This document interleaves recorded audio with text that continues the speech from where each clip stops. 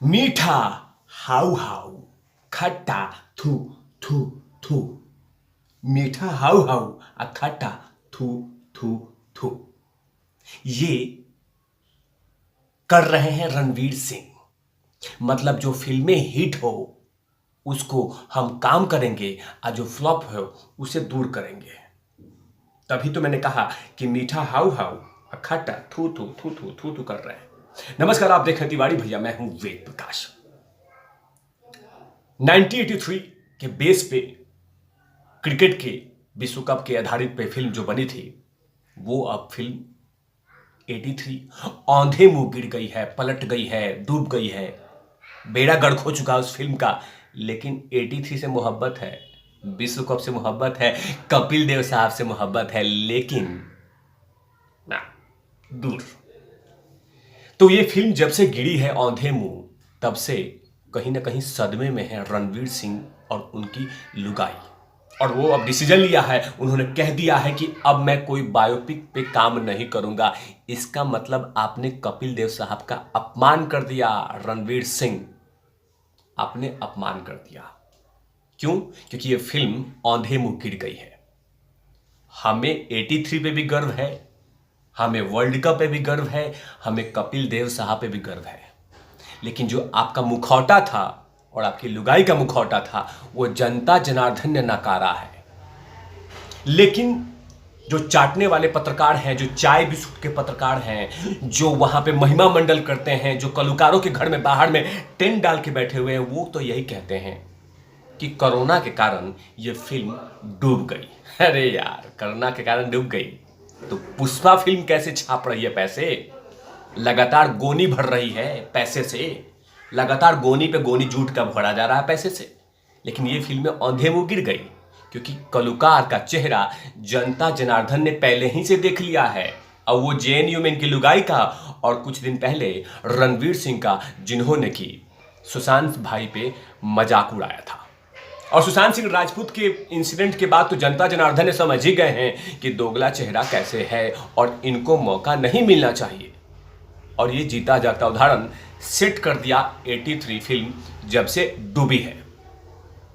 अब रणवीर सिंह ने डिसाइड कर लिया कि मैं किसी भी बायोपिक पे काम नहीं करूंगा। बाकायदा इसमें एक न्यूज़पेपर के आर्टिकल में छपा हुआ है कि मैं इससे दूर हो जाऊंगा। दूर होना ही पड़ेगा। अभी इंतजार कीजिए।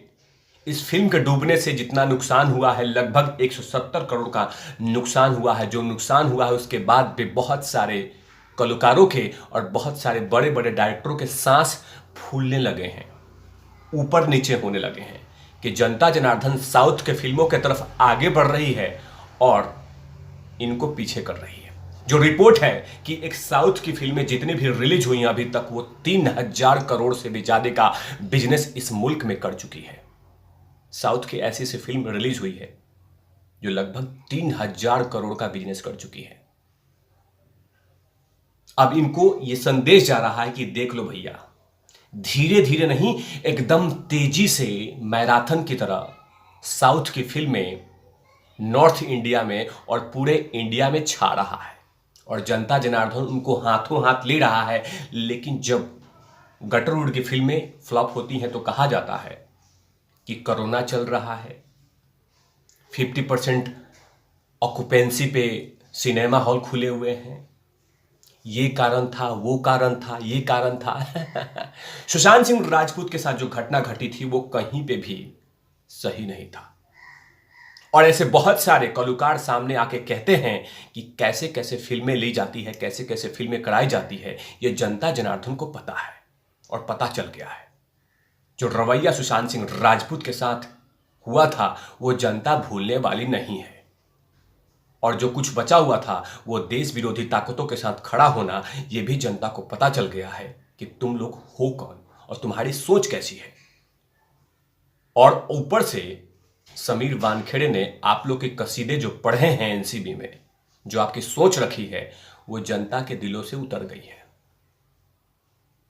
यही होता हुआ दिख रहा है आने वाले फिल्मों में कि अच्छी अच्छी फिल्में गटरवुड की गटर में चली गई। मुझे मालूम है कि मेरी बातें उनको चुभेगी, क्यों नहीं चुभनी चाहिए? जब आपके कलीग के साथ ऐसा कोई घटना घटे, उस समय मुंह में दही जमा के बैठ जाइए, मुंह में लॉलीपॉप डाल के बैठ जाइए, मुंह में फेविकॉल लेकर बैठ जाइए, तो कहीं ना कहीं चुभता है।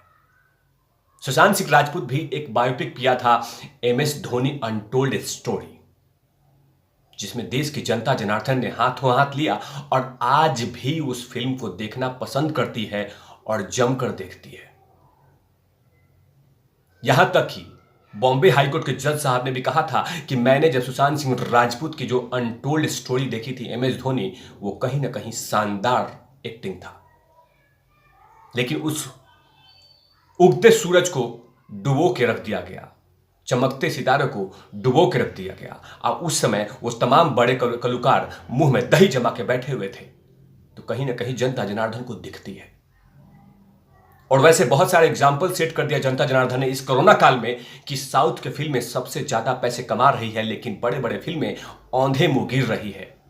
इसका कारण यही है कि जनता जनार्दन ने अपने दिल और दिमाग से इन बड़े बड़े कलाकारों को हटा दिया है और वो फोकस कर रही है कि हमें इंटरटेनमेंट तो चाहिए, लेकिन साउथ से काम चलाएंगे, और साउथ नहीं और भी जगहों से काम चलाएंगे, लेकिन आप लोग के फिल्में को टाटा बाय बाय कर देंगे, क्योंकि आप लोग घसीटी पिटी फिल्म लेके आते हो, स्क्रिप्ट चोरी करते हो, उधर का इधर करते हो और यही फिल्में दिखाते हो, और जनता लगातार इसे 40 से 50 सालों से यही करती आ रही है।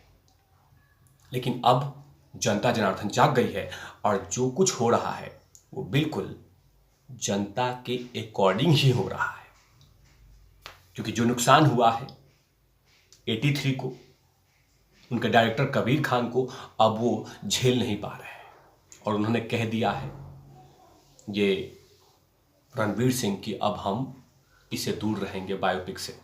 अभी इंतजार कीजिए, बहुत लोग का दुकान बंद होने वाला है।